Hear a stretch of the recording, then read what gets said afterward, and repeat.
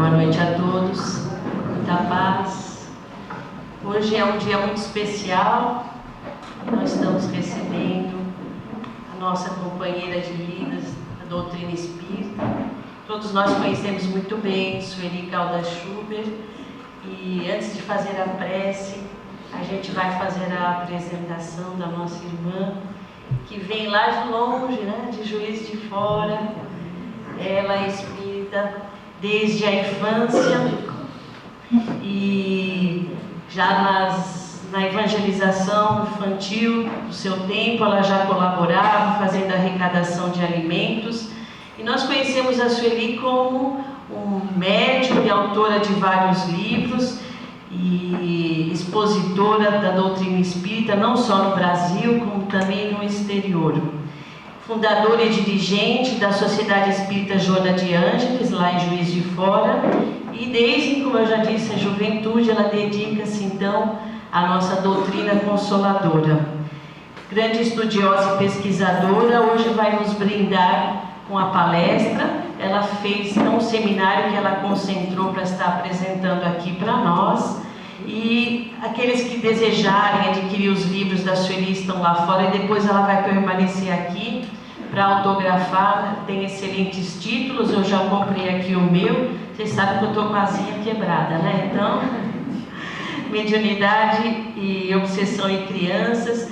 Tem excelentes livros, eu recomendo a vocês. E vamos agradecer ela estar fazendo essa turnê aqui no litoral, né, onde ela já esteve no céu, né, cuja presidente está aqui. Nós temos aqui alguns companheiros de outras casas espíritas e a gente agradece vocês estarem aqui prestigiando a nossa irmã. Eu tenho a certeza que ela vai nos dar não é uma palestra, será uma aula, né, para o nosso aprendizado. Então seja bem-vinda à nossa casa, Sueli Caldas Schubert. E nós vamos pedir então para a nossa irmã tocar a Ave Maria, para que nós possamos então depois fazer a prece e preparação. Vamos permanecer em bastante silêncio, conectados, né, com o plano espiritual.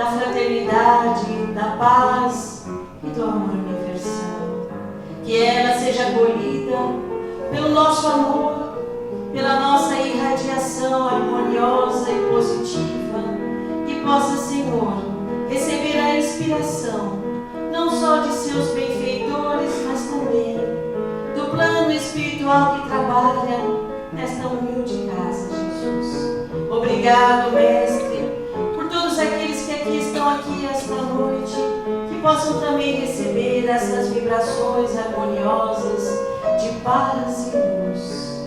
Fica conosco agora, Mestre, e sempre.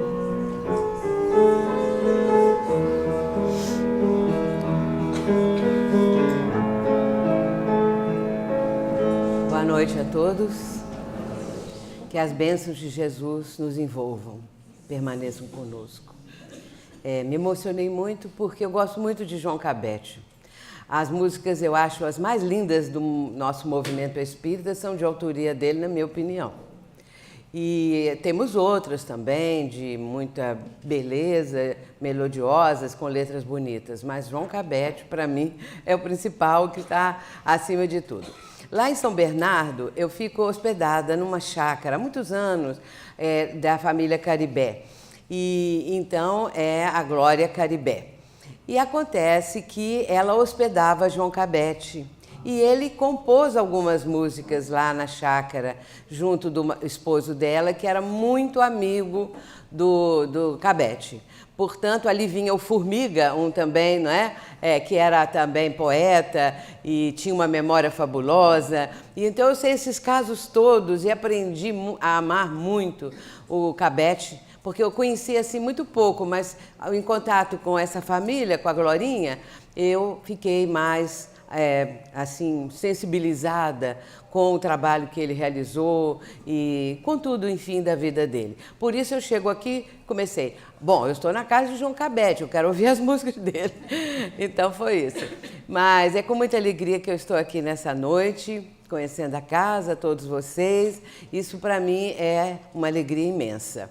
E também é um enriquecimento, porque em cada momento que nós nos encontramos nas lides espíritas, é claro que nessa confraternização especialmente, há um enriquecimento de todos nós e de minha parte especialmente. Por isso, eu que tenho que agradecer as oportunidades que me são dadas.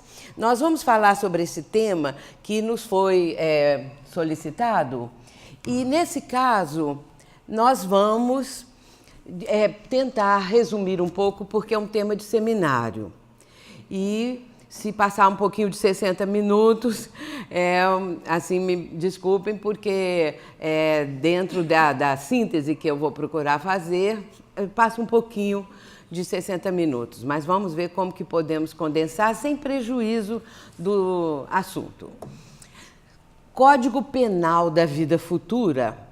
E esse código está no livro O Céu e o Inferno, na primeira parte, capítulo 7. E é um código extraordinário, são 33 itens que nos trazem uma visão maravilhosa a respeito da vida futura, a respeito daquilo que o espírito encontra após deixar o corpo físico. O que ele fez aqui na Terra, como resultado, ele vai encontrar na espiritualidade. E também as tragédias coletivas, porque nós sabemos que só a doutrina espírita pode explicar acontecimentos como nós estamos vendo na época atual, nos nossos tempos.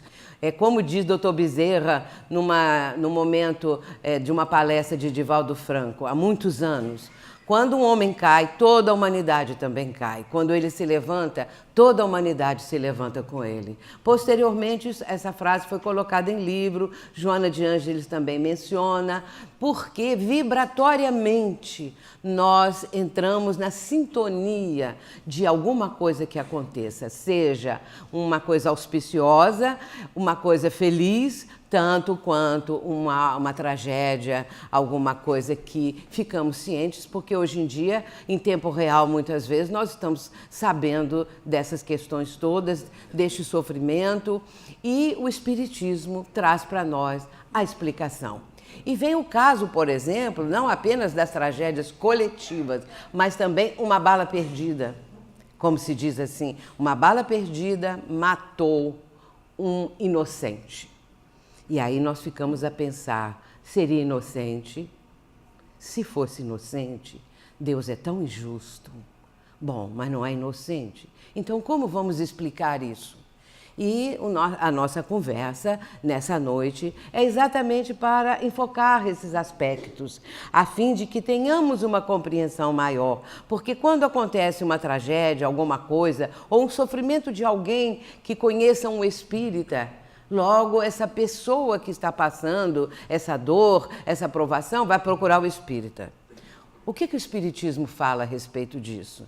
Portanto, muitas e muitas vezes nós temos condição de suavizar alguma dor, atender, aconchegar a criatura que está passando por um sofrimento que muitas vezes nós nem sequer imaginamos. Ultimamente, eu tenho apresentado alguns textos que eu estou repetindo em palestras e em seminários, porque eles são de suma importância, como este daqui. Jesus falava muito sobre o reino de Deus, o reino dos céus. E reino, falando essa palavra, não é? Lembra reinado, lembra rei, lembra riqueza, qualquer coisa desse tipo. Imaginemos que os fariseus também, ouvindo Jesus falar, eles queriam saber, afinal, que reino é esse e aonde ele está situado. Mas quando eles perguntaram a Jesus, a resposta foi: o reino de Deus não vem de modo visível, nem dirão vede aqui ou vede ali, pois o reino de Deus está dentro de vós. É uma afirmativa fantástica, essa de Jesus. Está em Lucas 17, 20 e 21. Mais adiante nós vamos retornar a esse texto. Começando agora, um texto que está em Obras Póstumas, um pequeno trecho, no item Questões e Problemas. Kardec vai colocar assim: a humanidade se compõe de personalidades que constituem as existências individuais e das gerações que constituem as existências coletivas. Umas e outras avançam na senda do progresso por variadas fases de provação, que, portanto, são individuais para as pessoas e coletivas para as gerações. É irresistível esse progresso do conjunto e arrasta as massas, ao mesmo tempo que modifica e transforma em instrumento de regeneração os erros e prejuízos de um passado que tende a desaparecer. Nesse momento, a humanidade está passando por uma fase muito grave. Não é segredo para ninguém que isso está acontecendo. A questão, por exemplo, de que o nosso planeta, na categoria dos mundos, conforme o próprio Allan Kardec explica, está no nível, no patamar de provas e expiações. E abaixo do nosso planeta, só os mundos primitivos. Então, chegamos à conclusão que o nosso planeta está em penúltimo lugar. E nesse caso, não é propriamente o planeta, porque o planeta ele é adequado à humanidade que o habita. A humanidade é que está nesse nível, nesse padrão de vibração, de conquista, de conhecimento e tudo mais. É um padrão ainda muito inferior de provas e expiações, e estamos nesse lindo penúltimo lugar, tentando agora passar para o patamar da regeneração. Mas depende da humanidade. Essa ideia que um dia haveria uma situação grave e que depois o planeta ou a humanidade passaria para um degrau acima, não é uma invenção da doutrina espírita, nem o espiritismo que descobriu isso, porque os povos da antiguidade já tinham essa noção, os profetas, os xamãs, as profetisas, os oráculos, como eram chamados. Eles já falavam de uma época em que tudo iria ser resolvido, que as coisas iriam mudar para melhor. Havia já uma ideia a respeito disso. Portanto, o que nós estamos vivendo hoje é esse momento. O momento de uma crise de caráter mundial, uma crise de valores, uma crise espiritual, uma crise moral, como nós estamos vendo, em todos os aspectos, essa crise. Emmanuel tem uma frase que ele diz assim: é a crise que decide o futuro. Portanto, na vida individual, na nossa vida particular, muitas vezes quando passamos por uma crise, nós vamos tomar uma posição a partir dali. Alguma coisa vai ser modificada, porque aquele momento assim exige. E no âmbito coletivo, isso também acontece. Por isso, nós estamos passando esse momento tão difícil. Um momento muito grave, em que nós precisamos dar o nosso testemunho. E isso é da maior importância. Vejamos na sequência uma reflexão um texto também de uma espírito, Clélia de Plantier, que está nesse livro Obras Póstumas. E o título é As Expiações Coletivas. A Clélia, ela diz o seguinte, é uma mensagem e ela coloca da seguinte maneira esse pedacinho que nós trouxemos aqui. 3 caracteres há em todo homem: o do indivíduo, do ser em si mesmo, o de membro da família e, finalmente, o de cidadão.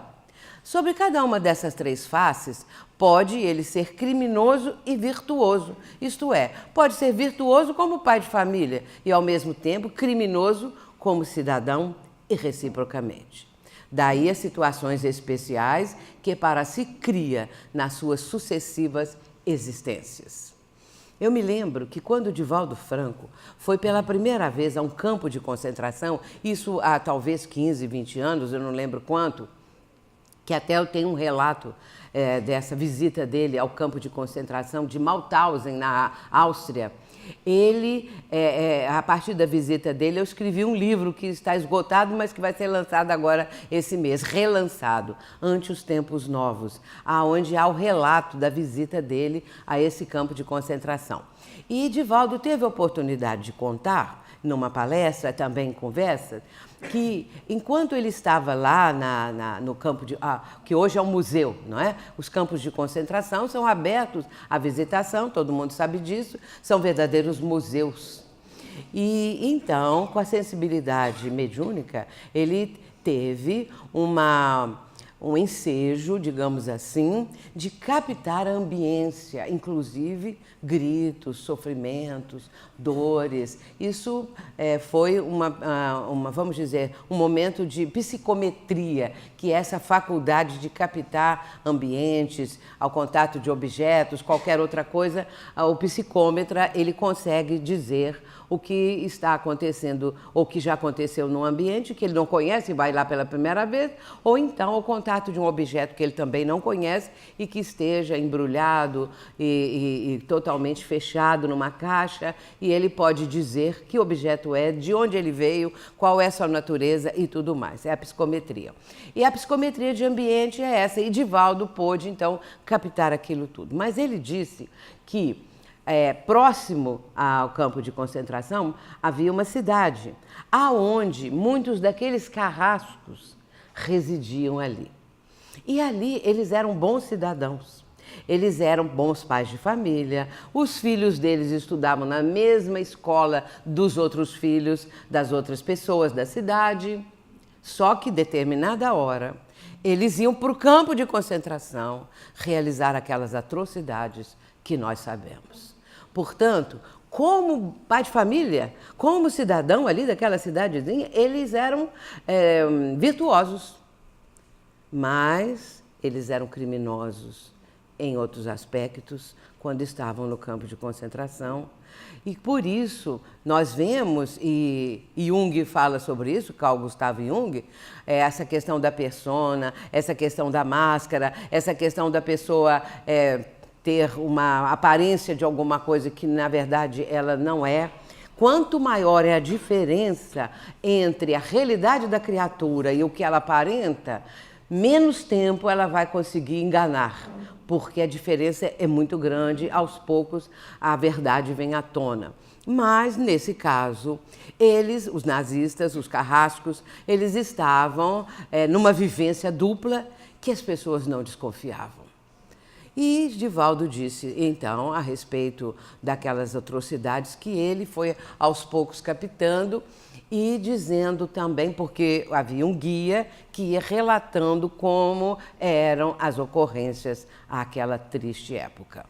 E essa Clélia de Plantier, esse espírito, fala a respeito desse aspecto, porque às vezes nós também podemos ser assim, no sentido de que lá fora, na vida social, nós somos educadíssimos, finíssimos, mas dentro de casa somos ditadores, somos pessoas dificílimas com nossa família. A doutrina nos mostra essa condição e nos conclama a cada vez mais sermos legitimamente de personalidade assim, vivendo claramente o que somos na sociedade, na casa espírita e também no nosso lar. Agora vamos começar a falar um pouco do Código Penal da Vida Futura. Como eu disse, tem 33 itens esse maravilhoso código. E logo no primeiro, Kardec vai colocar que o espírito sofre no mundo espiritual as consequências do que ele fez na Terra. O espírito sofre na vida espiritual as consequências de todas as imperfeições que não conseguiu corrigir na vida corporal. O seu estado feliz ou desgraçado é inerente ao seu grau de pureza ou impureza. Nos dois itens seguintes, Kardec tem a oportunidade de dizer que, nesse caso, como ele está mencionando ali, consequência de todas as imperfeições que não conseguiu corrigir, ele vai dizer que toda imperfeição é causa de infelicidade, que nós só somos infelizes porque somos imperfeitos. E vai dar um exemplo. Quem tenha, por exemplo, 10 imperfeições e conseguiu vencer 4, está mais próximo da felicidade. E aí nós podemos fazer um link com o Livro dos Espíritos, na questão 614, na terceira parte, quando Allan Kardec vai falar a respeito da parte moral da doutrina, vai falar a respeito, nesse primeiro item, da lei divina ou natural, que é o 614. Então, nesse caso, a pergunta é: o que é a lei natural? E os espíritos respondem a Kardec: a lei natural é a lei divina. E o homem só é infeliz quando dela se afasta. Nós estamos vendo aí que o Código Penal corrobora, confirma o que está sendo dito nas leis morais, na primeira delas, a 614. Portanto, se nós não temos uma felicidade plena, completa, constante, é porque nós temos muitas imperfeições ainda, que precisamos aos poucos, trabalhando, superando, melhorando, para sermos mais felizes. No item 8, ele diz assim: sendo infinita a justiça de Deus, o bem e o mal são rigorosamente considerados, não havendo uma só ação, um só pensamento mau que não tenha consequências fatais. Como não há uma única ação meritória, um só bom movimento da alma que se perca, mesmo para os mais perversos. Por isso que constituem tais ações um começo de progresso. E aí nós ficamos a pensar, não é, nessa parte final, mesmo para os mais perversos. E assim, será que nós lembramos? Será que nós temos assim uma noção de que estes que são os torturadores, esses que são os homens-bombas, que ali foram colocados para destroçar, matar, acabar com um grande número de vidas, ceifando vidas de todas as faixas etárias. Então, nós começamos a pensar, e será que eles estão neste começo de progresso, ou um dia vão estar? Como seria essa situação? Isso fica muito na interrogação das pessoas, especialmente no meio espírita, porque nós vamos tentando encaixar tudo isso, não é, naquilo que a doutrina nos apresenta. E aí nós ficamos felizes porque a doutrina abre um horizonte novo. O espiritismo é uma fé raciocinada e convida o povo a pensar. Propõe cada vez mais horizontes maiores, que nós ampliemos a nossa concepção da vida, o nosso sentido da vida, que cada vez mais haja essa expansão da nossa consciência e assim por diante. E aqui nós estamos vendo que tudo é rigorosamente considerado. É que às vezes a gente não sabe disso, não é? Que alguma coisa pode talvez escapar, mas não escapa. Tudo está muito bem registrado na vivência de cada um de nós. Não há um só pensamento mau, ou então um bom pensamento que não seja também registrado na nossa história particular, que cada um tem.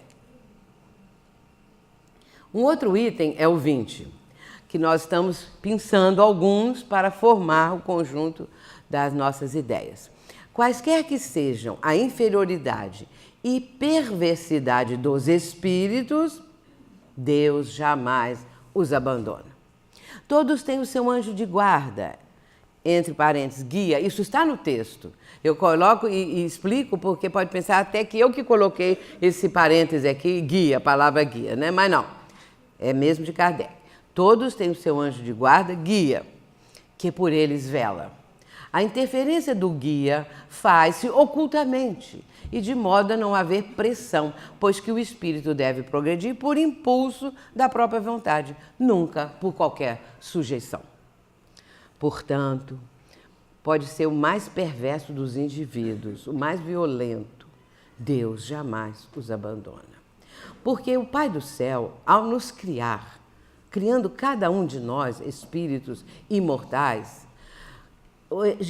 Deus já sabia, o Pai do Céu já sabia, nosso Criador, que iríamos cometer muitos erros.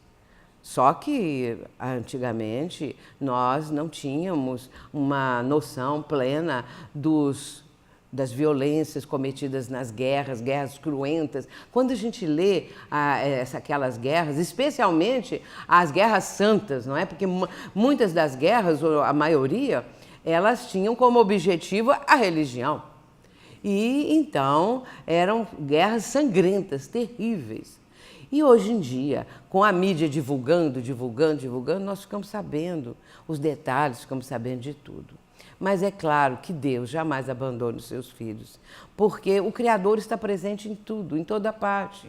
São espíritos ainda muito primários, muito primitivos.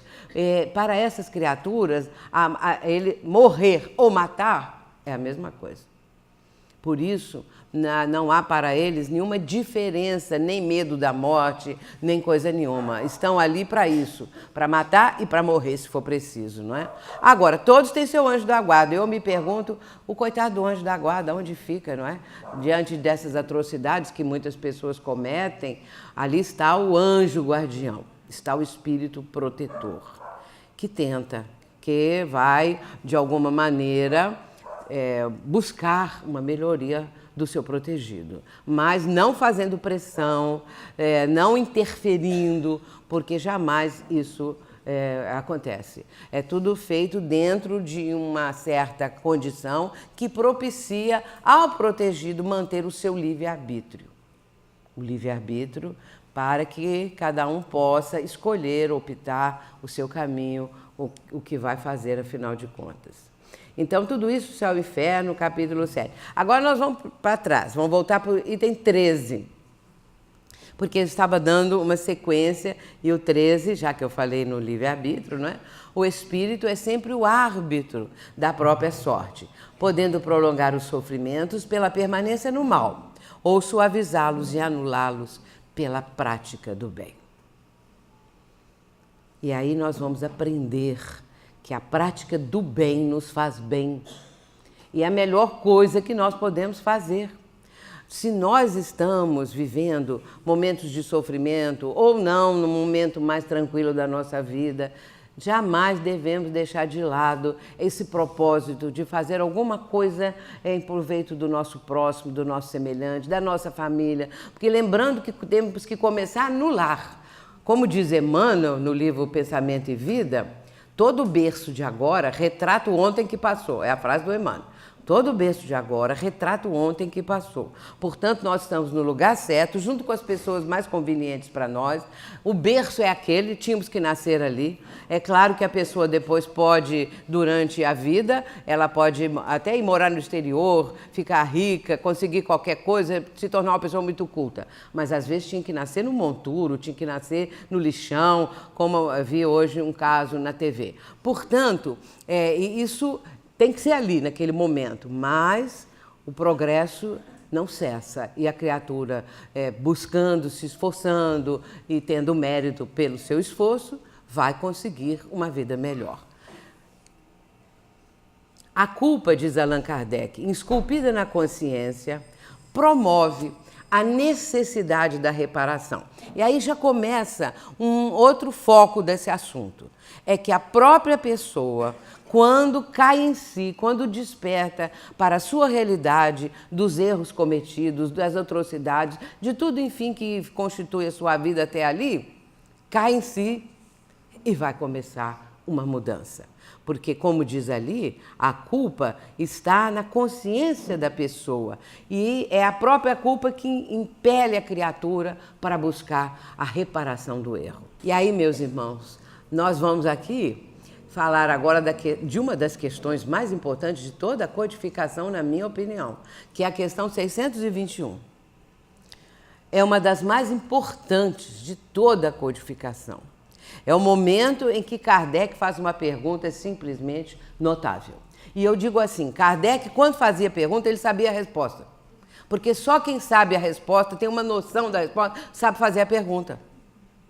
Nós vemos isso nas entrevistas, por exemplo, na TV, uma pessoa vai entrevistar um escritor, alguém que já produziu qualquer coisa, ela tem que saber a vida do entrevistado para fazer uma pergunta inteligente, porque senão vai ficar só aquelas perguntas as mais banais possíveis. Mas a pessoa, conhecendo alguma coisa, vai dizer, naquele seu livro o senhor fala isso, a senhora fala aquilo outro, o que o senhor quer dizer com isso, não é? Muito bem, então Allan Kardec, como missionário da Terceira Revelação, ele não desconhecia aquilo tudo que ele estava perguntando. Ele tinha a intuição daquilo, ele sabia.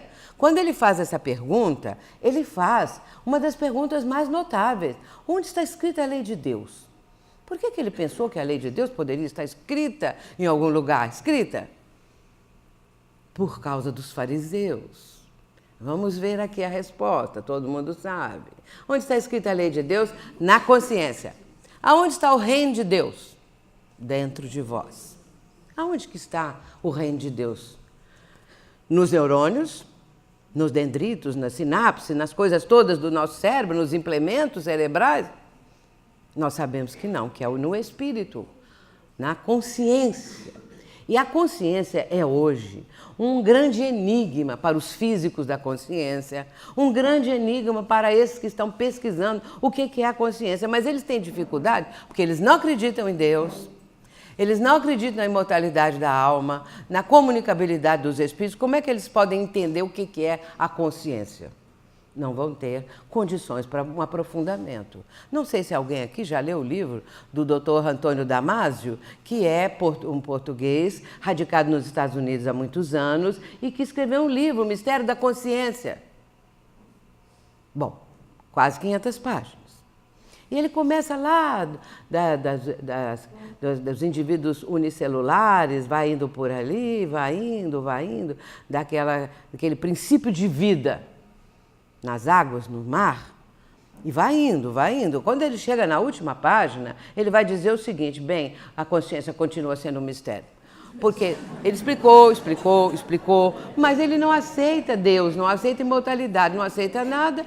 No final das contas, ninguém consegue entender, no final do livro, afinal, aonde está a consciência e o que é a consciência. Mas a Joana de Ângeles vai nos dizer. Ela diz assim, a consciência não é a inteligência, vejamos bem, no sentido mental, mas a capacidade de estabelecer parâmetros para entender o bem e o mal, optando pelo primeiro e seguindo a diretriz do equilíbrio das possibilidades latentes, desenvolvendo os recursos atuais em favor do seu vir a ser. A consciência, nos seus variados níveis, consubstancia a programação das ocorrências futuras, através das quais conquista os patamares da evolução. Esse é o livro dela, Momentos da Consciência. Aqui, ela nos está mostrando essa especificidade da consciência. E mesmo assim, isso é bastante obscuro ainda para nós. Com todo esse cabedal que a doutrina espírita nos proporciona, de conhecimento, de mostrar e exemplificar aspectos da vivência do ser imortal e de todos os atributos que nós temos, que o Pai do Céu, ao criar cada um de nós, vai dotar o espírito que está sendo criado por ele de muitos atributos, de muitas potencialidades, que eu chamo de poderes da mente no livro que eu escrevi a respeito disso. Então, são os poderes da mente. Todos nós somos extremamente poderosos, só que nós não sabemos disso. Só que nós não buscamos desenvolver os potenciais que nós temos, as potencialidades. E uma questão que ainda é não tão clara para nós é a questão da consciência. Mas a consciência também é essa capacidade de estabelecer juízos de valor, não é? Como ela diz aqui, para entender o bem e o mal. Portanto, quando Jesus fala, respondendo aos fariseus, o reino de Deus está dentro de vós, e quando a falange do Espírito de Verdade responde a Allan Kardec, aonde está a lei divina, na consciência, nós vamos entender que nós trazemos o reino de Deus dentro de nós. E isso não é pouca coisa, isso é muita coisa. Esse reino de Deus é a própria lei divina que está íncita em cada ser, em cada espírito imortal. Porém, só vai aos poucos vir à tona à medida que esse indivíduo vai conseguindo progredir, conseguindo melhorar. E nessa condição, os valores eternos vão surgindo. Por isso é que se fala que a educação é tirar de dentro, não é? Começa a tirar daquele potencial que a pessoa traz. E aí é a educação do espírito imortal. Agora, é importante nós lembrarmos que a misericórdia divina se evidencia de muitas formas na nossa vida. Vamos ver quais. Primeiro, o amor de Deus a todos os seus filhos, que nós, sabendo disso, nós começamos a sentir a presença de Deus em nós. Há uns 2 anos atrás, eu não sei porquê, um belo dia, eu falei assim, eu já devia ter isso na minha mente, no meu íntimo, mas de repente aquilo despontou. E eu disse assim, eu sinto falta de Deus na minha vida. Porque falamos muito de Jesus, falamos muito dos ensinamentos do Mestre. E quando falamos de Deus, é aquela, assim, tão distante nossa expressão, nosso conhecimento e tudo. E aí nós, de repente, não temos uma noção maior a respeito do Criador. E eu comecei a pensar mais acerca de Deus. E fazendo essa conexão entre a resposta que Jesus deu aos fariseus e a resposta da questão 621, mas eu fiquei consciente da presença de Deus na minha vida e na presença de Deus em toda parte. E isso tem sido muito bom. Todas as manhãs, a primeira coisa que eu faço quando abro os olhos é Deus está aqui, que é uma das coisas mais importantes para nós sentirmos isso. Deus está aqui, antes de fazer as preces, antes de qualquer coisa. E a primeira vez que eu falei isso, me deu uma emoção tão grande que as lágrimas desciam. Eu senti isso e passo isso para todos, porque nós precisamos sentir a presença de Deus na nossa vida. Isso muda a concepção da vida. Nós nos sentimos, de repente, como diz Joana de Ângeles, herdeiros do universo. Nós nos sentimos cidadãos do universo. E isso é uma coisa que amplia o nosso entendimento de uma forma maravilhosa. Portanto, o amor de Deus a todos os seus filhos está presente. Mas nós precisamos conectar, sintonizar com este amor. A justiça divina é perfeita, equânime. Mas, diante das tragédias, diante de uma bala perdida, o que a pessoa pensa? Injustiça. Que injustiça! Uma pessoa inocente foi vítima de uma bala perdida. Ou foi vítima de alguma coisa qualquer que alguém provocou, talvez inadvertidamente. Portanto, de repente, nós vamos começar a entender porque o Espiritismo nos explica isso. Quem é aquele inocente? É tão inocente assim. Às vezes é um bebê que está no colo da mãe, como já aconteceu. É uma vítima inocente. Era inocente? Não era. É um espírito antigo. Todos somos antigos dentro da concepção da imortalidade, das nossas vivências anteriores. É claro que é muito doloroso nós ficarmos sabendo que uma bala matou uma criança no colo da própria mãe, dentro do carro, em algum lugar. Mas a criança é um espírito antigo, às vezes mais antigo que seus pais. E aí nós não podemos, de maneira alguma, devemos ter muito cuidado com isso, dizer assim, era um criminoso. E agora foi vitimado para pagar os crimes do passado. Nós não sabemos. Às vezes, o espírito pediu para passar por aquilo, para dar um salto de qualidade na sua vida de espírito imortal. Ou para trazer para os pais, para um grupo de pessoas, uma lição, um exemplo, qualquer coisa. Porque nós, às vezes, temos isso no meio espírita. Acontece alguma coisa com alguém, vai ver que era um criminoso, um suicida, ou isso ou aquilo. Então, precisamos ter cuidado, não vamos ficar falando isso. Nós não sabemos. Pode ser até um espírito muito melhor, um espírito maravilhoso, um espírito que está dando um salto de qualidade, zerando o seu passado da contabilidade divina. Pode ser isso. A justiça perfeita de Deus é perfeita. E jamais vai haver algum erro, alguma coisa fora dessa justiça perfeita. A lei do progresso, que é inexorável, a evolução, a reencarnação. Eu digo que a reencarnação é o perdão de Deus para todos nós. Porque tem uma coisa muito interessante. Deus não castiga e Deus não perdoa. Deus não perdoa. Mas Deus perdoa. Não, não perdoa. Porque se Deus tivesse que perdoar os erros humanos, Ele não fazia outra coisa que ficar perdoando. Ou então também, Deus fica triste. Deus está triste com as nossas ações. Aí fazemos uma coisa melhorzinha, Papai do Céu ficou alegre. Não, Deus não fica alegre nem fica triste. Se Ele ficasse triste, Ele devia estar numa grande depressão. Porque diante dos quadros que a humanidade apresenta hoje em dia, Deus está deprimido.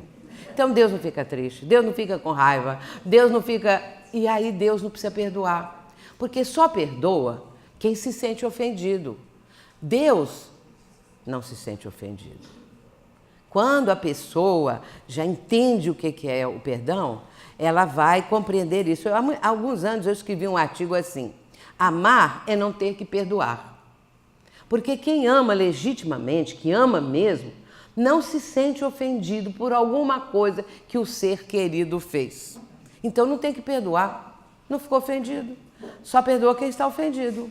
E Kardec, ele coloca em obras póstumas que na Sociedade Parisiense de Estudos Espíritas, muitas vezes aqueles que o abraçavam, pelas costas o traíam, o apunhalavam. E ele diz que nessa hora ele se colocava em pensamento num ponto muito mais alto. E ali, naquele ponto alto, a grita dos maus não o atingiam, porque ele não ficava ofendido. Kardec já estava nesse nível, nesse patamar evolutivo. Um dia perguntaram a Gandhi: o senhor já perdoou aqueles que o levaram à prisão? Não, não tenho nada que perdoar, disse Gandhi. Eles não me ofenderam. Então, esses grandes vultos da humanidade já entenderam essa questão. Agora, por que Jesus nos ensinou a perdoar? Devido ao nosso estágio evolutivo. Nós temos que aprender a perdoar, para chegarmos um dia a não ter que perdoar, porque o amor suplantou tudo. Então, a reencarnação, eu digo assim, é uma prova do amor de Deus, do perdão de Deus, embora que não exista esse perdão propriamente dito, porque Ele não ficou ofendido por nós. E aí, no caso, a reencarnação é a oportunidade do crescimento do espírito, de saldar as suas dívidas, essas coisas todas. Livre-arbítrio, que é a nossa opção de escolha, de usarmos agora com o conhecimento que estamos aprendendo com o Espiritismo, nós já temos a condição de fazer melhores opções, melhores escolhas, já estamos com essa condição. A certeza da vida futura é algo extraordinário, porque não havendo essa certeza da vida futura, o que acontece para a criatura que pensa que a vida é uma só? Acabou ali, morreu, acabou. Ou então, aí pode dizer o seguinte, que tem sim uma vida futura, mas a alma vai para 2 lugares, só tem 2 lugares para ela ir. Ou ela vai para o céu, ou ela vai para o inferno. E aí vem a questão do inferno, não é? Que nós sabemos também que é uma das coisas mais infantis mas que o ser humano precisava ter esse medo, esse receio do inferno nos tempos mais recuados. Hoje em dia não, mas as pessoas continuam acreditando. Esses nossos irmãos de outro ramo do cristianismo, uma vez eu ouvi um desses pastores falando o seguinte, que o inferno, quando a alma vai para o inferno, 1 milhão de anos depois ela ainda não chegou no fundo. Olha, isso que eu vou falar é real. Não, mas tem muito mais, espera aí. 1 bilhão de anos depois ainda não chegou no fundo. E vocês acreditam que ele falou 1 trilhão de anos depois, não chegou no fundo? Não deve ter chegado até hoje, né? Porque do jeito que ele... Eu fiquei estarrecida, boquiaberta, mas não acredito que esteja falando isso e que o povo aceita, que o povo acha maravilhoso. Então, 1 trilhão de anos depois, aquela alminha não chegou no fundo do inferno. Pode ficar na superfície um pouco, né? Então, meus irmãos, a certeza da vida futura que a doutrina espírita nos apresenta é algo tão belo, tão consolador também, não é? É algo assim que nos enriquece. E há um desejo, há uma coisa que nos impulsiona, que é o desejo incessante de alcançar o melhor. Esse anseio, essa busca de alcançar alguma coisa melhor. O homem primitivo saiu da caverna, foi fazer uma palhoça, qualquer coisa do lado de fora da caverna, porque ele queria o melhorzinho. E aí vem vindo até os dias atuais, que nós vemos essa maravilha que o ser humano conquistou, conseguiu, intelectualmente falando, né? Falta agora a outra parte, a parte moral, a parte espiritual. Depois disso tudo, para nós chegarmos nesse texto que está em O Livro dos Espíritos, denominado de flagelos, que são nada mais, nada menos que essas tragédias coletivas. Com que fim, pergunte Kardec, com que fim Deus castiga a humanidade por meio de flagelos destruidores? Para fazê-la progredir mais depressa, é preciso que se veja o objetivo para apreciar os resultados. Como os julgais somente do vosso ponto de vista pessoal, dai-lhes o nome de flagelos, em virtude do prejuízo que vos causam. Muitas vezes, esses transtornos são necessários para que mais depressa se chegue a uma ordem melhor de coisas e para que se realize em alguns anos o que teria exigido muitos séculos. É a questão 737 do Livro dos Espíritos. Aqui a explicação dessas tragédias coletivas, do tsunami, não é? Dos vulcões em erupção, de terremotos, de muitas dessas coisas. E aí eu recomendo uma coisa para todos. Leiam os romances de Emmanuel. Porque atualmente os romances de Emmanuel estão esquecidos. Estão esquecidos. É tanto romance sendo lançado, tanto livro novo, mas nenhum chega perto dos 5 romances de Emmanuel. Agora, especialmente o primeiro, há 2000 anos. Nesse livro, há 2000 anos, lá na terceira parte, tem um capítulo intitulado Alvoradas do Reino do Senhor. Meus irmãos, é qualquer coisa de extraordinário. Porque esse capítulo relata o momento em que Lívia, a esposa do senador Públio Lentulus, que viria a ser Emmanuel, não é? Muito bem, a Lívia, que já era um espírito iluminado, um espírito de luz, ela era uma seguidora do Cristo, seguidora de Jesus, e ela foi levada junto com a serviçal dela, a Ana, para ser uma das que iriam ser sacrificadas no circo romano. E lá no momento em que ela vai ser levada para a arena, a Lívia fala com a Ana que gostaria de trocar de roupa com ela, porque ela estava com uma roupa de patrícia romana, uma roupa suntuosa.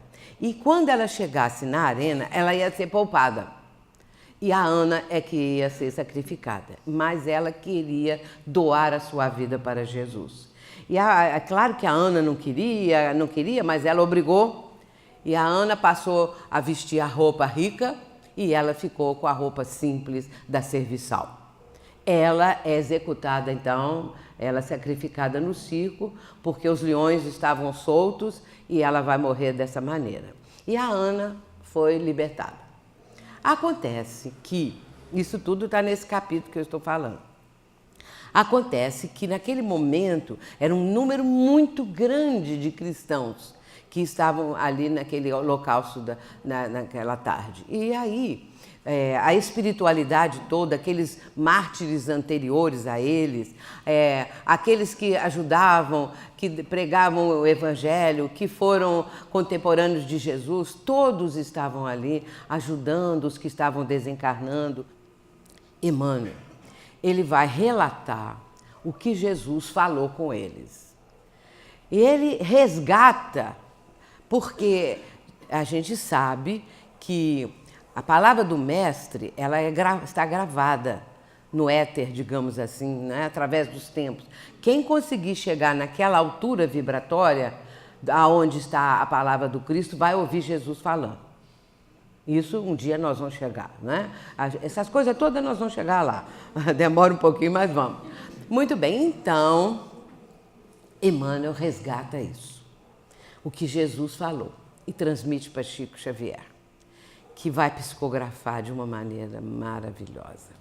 E aí, meus irmãos, quando Jesus termina, que é uma longa exposição, Emmanuel diz assim, que Jesus terminou sua augusta profecia, porque este texto é profético. Por isso que eu estou dizendo, leiam, porque é uma coisa assim, ele está dizendo, o mestre está dizendo os tempos atuais. É uma coisa impressionante. Eu quando li, porque eu li há 2000 anos, bem adolescente ainda, e depois, mais alguns anos depois, eu reli. E depois passei muitos anos sem reler os romances de Emmanuel. E aí, numa época que eu estava hospedada lá na chácara que eu falei, da minha amiga, eu olhei assim, a estante de livro, e veio assim, há 2000 anos. Isso tem já uns 5 anos que aconteceu. E eu resolvi reler. E aí eu descobri isso. Eu, então, eu fiz uma cópia disso, eu comecei a digitar no computador, mandei para todos os meus amigos desse texto da Augusta Profecia de Jesus para nós estudarmos. E eu recomendo que vocês leiam, que estudem, que pensem, que meditem, porque é uma coisa extraordinária. Muito bem, os outros romances, os 4. 50 anos depois, Paulo Estevão, Renúncia e Ave Cristo. Não percam, não percam, porque é qualquer coisa de maravilhoso. Esclarece Kardec o seguinte, vamos voltar aqui para o nosso assunto. Quer a morte venha por um flagelo ou por uma causa comum, ninguém deixa de morrer quando houver soado a hora da partida. A única diferença, em caso de flagelo, é que parte ao mesmo tempo o maior número de pessoas. Porque quando não tem que morrer, não morre não. Isso é uma coisa assim, salva um, mas salva aquele que não está na hora dele. E a gente sabe de casos e casos, né? De um avião que explode, que pega fogo, e uma pessoa estava indo para o aeroporto, o carro dá um enguiço, e aí a pessoa perde o voo e xinga bastante, fica com raiva. Aí o avião caiu, graças a Deus, graças a Deus que deu um problema mecânico no carro. É assim a vida, não é assim as coisas. Então chegou a hora, é a hora, não tem jeito, né? Aí nós temos lá a questão 525, 526, 527 de O Livro dos Espíritos, quando Allan Kardec vai falar a respeito da intervenção dos espíritos no mundo corporal. E é muito interessante, porque a primeira dessas perguntas, Kardec fala assim, um homem sobe uma escada, o degrau quebra, ele cai, bate com a cabeça no chão e morre. Os espíritos é que quebraram aquele degrau, porque já estava na hora do homem morrer. O que foi que aconteceu? E aí, Kardec faz a pergunta lógica, né? E a resposta, que de qualquer maneira era chegada a hora daquele homem. Podia o degrau estar podre, podia não ter aguentado o peso do homem. Olha que resposta mais assim, explicativa, né? Coisa mesmo da vida prática. Aí Kardec vai fazer uma outra pergunta. Está chovendo, uma tempestade, uma árvore está ali e um homem vai para debaixo da árvore. O raio cai e mata o homem. Cai na árvore e mata o homem. O raio caiu ali porque já era hora daquele homem morrer? Não. É claro que os espíritos respondem. O raio ia cair mesmo de qualquer jeito. O que ele teve foi o impulso de ir e ficar debaixo da árvore. Portanto, essas questões ali são muito apropriadas para nós entendermos que chegou o momento, chegou o momento. Agora, meus irmãos, Emmanuel, nós vamos falar de um livro muito precioso, que eu estou recomendando sempre. São 3 livros psicografados por Chico Xavier, antigos, que as pessoas nem sabem que existe, a maior parte. E um deles é esse aqui que estou trazendo o capítulo. Chico Xavier pede licença, Diálogo dos Vivos e Na Era do Espírito. São esses 3 livros. Eu vou repetir o nome daqui a pouco. No livro Chico Xavier pede licença, há um capítulo de Emmanuel intitulado Desencarnações Coletivas. Nesses 3 livros que eu mencionei, eles são muito bons também para expositores, para as pessoas que querem ter um aprofundamento de determinado assunto, porque estes livros, primeiramente, Chico, vamos supor, o primeiro capítulo, ele é dividido em 3 partes, cada capítulo. Porque, primeiramente, Chico vai dizer qual foi o texto de O Evangelho segundo o Espiritismo, que foi aberto, ou de O Livro dos Espíritos, e que foi estudado ali em grupo. Em sequência, vem Emmanuel ou outra entidade, ou outro espírito, e comenta aquele texto que foi lido pelo grupo. E em seguida, Herculano Pires comenta isso tudo. Nós temos 3 visões de um mesmo assunto. Isso é muito importante e ajuda muito o expositor. Vejamos o capítulo 19, que é Desencarnações Coletivas. Aí vem a explicação realmente prática, né? Explicação prática desse tema. Reconhecemos em Deus o perfeito amor, aliado à justiça perfeita.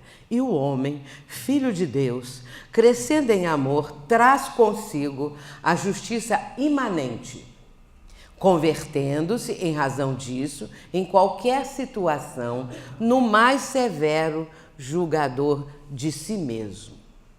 Percebem? No mais severo julgador de si mesmo. E ele arremata: criamos a culpa e nós mesmos engenhamos os processos destinados a extinguir-lhe as consequências. Mas tem continuação. Ele diz assim: lamentemos sem desespero quantos se fizeram vítimas de desastres que nos confrangem a alma. A dor de todos é a nossa dor. Os problemas com que se defrontaram são igualmente nossos, porque tudo da mesma maneira, todos nós passamos por provações, expiações, as mais diversas. E aí vem a parte final.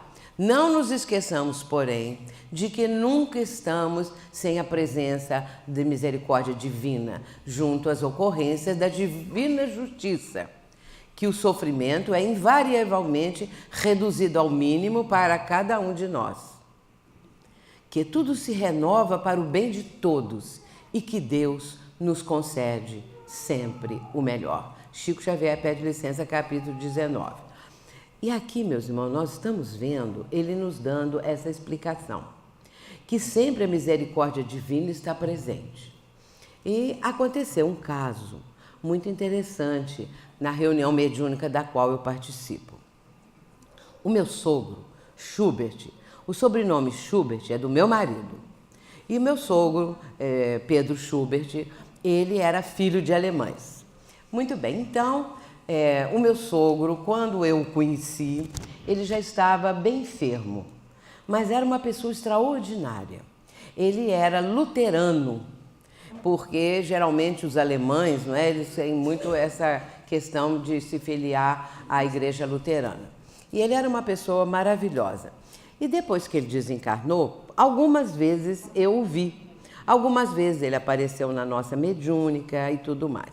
E certa noite, porém, após uns 15 dias que houve aquele desastre da TAM, que o avião da TAM desgovernado caiu em cima do prédio da própria TAM, não é? Ali morreram quase 199, 200 pessoas. Muito bem, meu sogro apareceu. E quando ele apareceu, porque no mundo espiritual as coisas passam na velocidade do pensamento. Quando eu vi o meu sogro, ele estava lá na porta da entrada da sala mediúnica. E no mesmo instante ele já estava do meu lado. E aí ele falou comigo assim, que no desastre da TAM havia desencarnado uma senhora que era da família espiritual dele, mas que nessa vida eles não se conheceram. Ela morava no sul. E então ele pediu que ela despertasse ali na nossa reunião mediúnica, junto com ele e outros espíritos ligados a ela. E então, quando ele já falou isso, eu já vi chegando o espírito da senhora sendo assim, carregado quase por 2 enfermeiros, 2 médicos, não sei bem, acho que eram 2 enfermeiros, que a estavam trazendo. E ela veio dar comunicação por meu intermédio. Acontece que ela estava despertando, ela não tinha ainda consciência do que tinha acontecido. E ela começa a despertar e começa a chorar, porque ela só falava assim, ai meu Deus, porque aí ela começou a sentir que havia deixado o corpo físico, que tinha acontecido aquilo tudo, que ela havia passado para o mundo espiritual. E ela sentiu aquela dor, aquela impressão, não é, de ter deixado o mundo terreno. Muito bem, então o dirigente, que é o dialogador conversando com os espíritos, que conversa com os espíritos comunicando, percebeu que era um espírito muito sofredor e falou palavras assim de reconforto, fez uma prece e ela foi se acalmando e tal, para depois ela tomar plena consciência do que havia acontecido. E depois ela vai ser levada. E meu sogro vem e dá uma comunicação. E ele explica que nesses casos, quando houve a explosão, nós ficamos sempre a imaginar, ficamos sempre a imaginar, meu Deus, que sofrimento, pegou fogo, e aquelas pessoas, e nossos entes queridos, e amigos, e pessoas que estavam lá, como é que foi isso? Então, ele disse que aqueles espíritos que estavam ali desencarnando naquele momento, eles foram retirados imediatamente do corpo físico. O sofrimento é invariavelmente reduzido ao mínimo para cada um de nós. Então, realmente isso acontece. Depois veio o meu mentor e deu uma explicação mais profunda. Mas vamos ver aqui o seguinte, que esse é Herculano Pires. Herculano Pires vai aprofundar ainda mais essa questão num texto que ele dá o título de As Leis da Consciência. Vejamos o que ele diz. As leis da justiça divina estão escritas na consciência. Obedecendo a essas leis, vítimas de morte coletivas aparecem como as mais severas julgadoras de si mesmas. São almas que se punem a si próprias em virtude de já haverem crescido em amor e trazerem consigo a justiça imanente. Porque, no caso, quando o crime, o erro é muito grave, esse erro vai ser, aos poucos, vamos dizer, consertado, melhorado, vivenciado pela criatura através de mais de uma reencarnação. Não é na reencarnação seguinte que vai pagar tudo o que fez, é aos poucos, é uma espécie de crediário de Deus, que vai deixando, não é, que a pessoa pague a dívida, vai aos poucos através de reencarnações. Por isso, quando aquelas pessoas estão no desastre coletivo, já haviam crescido em amor, já haviam, a gente entende, passado por muitas experiências reencarnatórias, quitando aquela dívida mais grave. E aí pediram para passar por aquilo. Eu digo assim, na minha expressão pessoal, eu digo assim que eles estavam zerando a dívida perante a contabilidade divina. E aí ele termina dizendo assim, se no passado erraram, agora surgem como heroínas do amor no sacrifício reparador. Esse é um fragmento do texto todo do Herculano Pires, eu trouxe esse pedaço mais significativo para nós entendermos. Portanto, meus irmãos, saber que a misericórdia divina atende os seus filhos, a pessoa tendo algum mérito, já está imediatamente sendo retirada do corpo físico no instante da explosão, do incêndio, de qualquer coisa que esteja acontecendo. E agora nós já estamos chegando na parte final. Resumindo a questão do Código Penal, não é? Arrependimento, expiação e reparação constituem as 3 condições necessárias para apagar os traços de uma falta e suas consequências. O arrependimento suaviza os travos da expiação, abrindo pela esperança o caminho da reabilitação. Mas só a reparação, contudo, pode anular-lhe o efeito, destruindo a causa. A reparação consiste em fazer o bem àqueles a que se havia feito o mal. E refletindo um pouquinho, as leis da justiça divina estão gravadas na consciência humana. Para encontrar o alívio da consciência, aqui já são palavras minhas mesmo. O espírito sente necessidade de passar pelo sacrifício que impôs aos outros. Quando a dívida é muito grave, são necessárias várias encarnações para saldá-las. Num resgate coletivo, muitos estão zerando a dívida. A misericórdia de Deus suaviza o sofrimento através do amparo, segundo o mérito de cada um. O Pai nos concede sempre o melhor. Agora eu vou apresentar um soneto de Cornélio Pires. Esse soneto foi psicografado por Chico Xavier quando, na década de 70, houve o incêndio do edifício Joelma.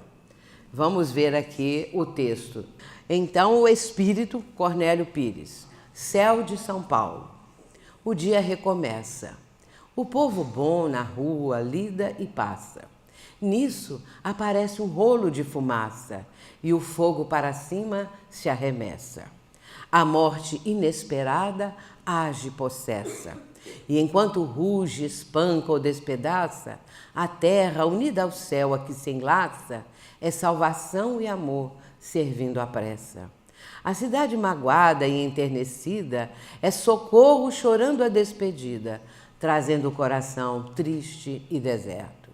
Mas vejo em prece, além do povo aflito, braços de amor que chegam do infinito e caminhos de luz no céu aberto. Isso está no livro Diálogo dos Vivos, que eu mencionei, que é também um livro que apresenta 3 aspectos, como esse outro, Chico Xavier pede licença. Nesse momento do incêndio do Joelma, Chico Xavier posteriormente contava que ele estava com o radinho ligado, que naquela época tudo era o rádio. E no rádio foi a notícia do incêndio em São Paulo, no edifício Joelma. E aí Emmanuel aparece. E eles então, trazendo Cornélio Pires, que vai ditar esse poema, essa poesia, para que Chico Xavier pudesse psicografar. E aqui retratando aquilo que aconteceu. E nós estamos finalizando com esse trecho do Cristo Consolador, que é um dos mais belos de todo o Evangelho. Vinde a mim, todos vós, que estáis aflitos e sobrecarregados, que eu vos aliviarei. Tomai sobre vós o meu jugo e aprendei comigo, que sou brando e humilde de coração, e achareis descanso para as vossas almas, pois suave é o meu jugo e leve o meu fardo. Isso está em Mateus 11, 28 a 30. E agora temos o nosso PowerPoint para encerrar, que infelizmente o som, né, não deu condição. Aí você pode colocar aqui, que é um texto de Joana de Ângeles, intitulado Amor-terapia. Não há como negar ser o amor a realidade mais pujante da vida. Irradia-se de Deus e vitaliza o universo, mantendo as leis que produzem o equilíbrio. Todos os homens e mulheres que edificaram os ideais de felicidade humana fundamentaram seu pensamento no amor pleno e incondicional. Transcendendo definições, o amor é vida exuberante. É a razão básica da manifestação do ser que pensa e que sente. Jesus sintetizou todo o código da sua doutrina no amor a Deus, ao próximo e a si mesmo. As modernas ciências da alma, que penetraram na essência profunda das criaturas, fascinadas com as suas descobertas, em torno dos conflitos e problemas, recorrem também ao amor, para que Ele solucione os enigmas existenciais e erradique os agentes causadores dos distúrbios interiores e externos que aturdem a humanidade. Assim, o amor deve ser causa, meio e fim para o comportamento humano feliz que desperta com anseios de plenitude. Amar é o grande desafio. É o desafio que nós estamos também procurando vivenciar, levar adiante, aprender. Então hoje nós vamos refletir um pouco acerca dessas tragédias, desses sofrimentos humanos, sabendo que a misericórdia divina está presente em todas as circunstâncias e também vibrando pela paz mundial, que é o que nós podemos fazer, orar, vibrar por esses países que estão passando por guerras, por atentados terroristas incríveis, e que isso tudo nos traz um sofrimento também pela solidariedade que temos com esses nossos irmãos. Que Jesus nos abençoe essa casa, as outras casas aqui representadas, os lares, todos vocês. Para mim foi um momento muito feliz estar aqui nessa noite. Muita paz, muito obrigada e até uma próxima vez.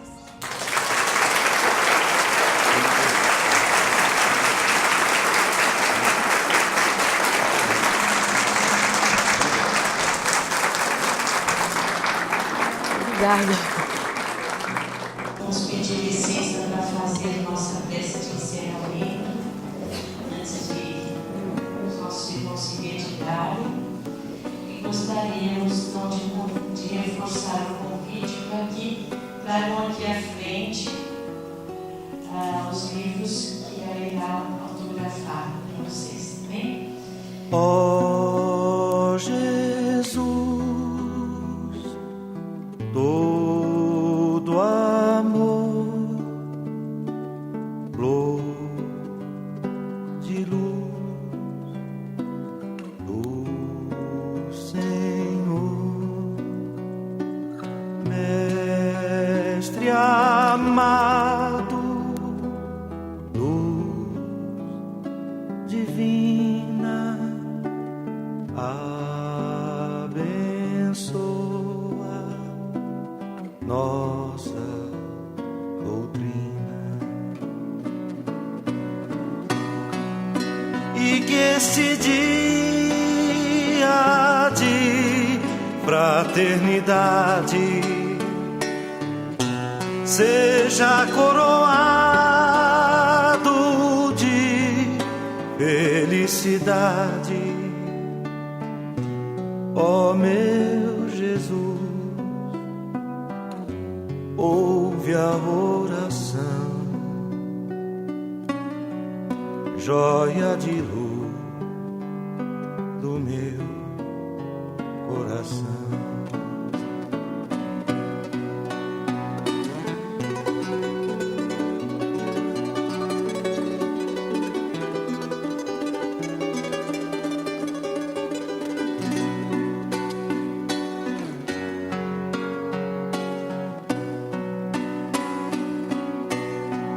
E que este dia de fraternidade seja coroado de felicidade, ó meu Jesus. Ouve a oração, joia de luz do meu coração.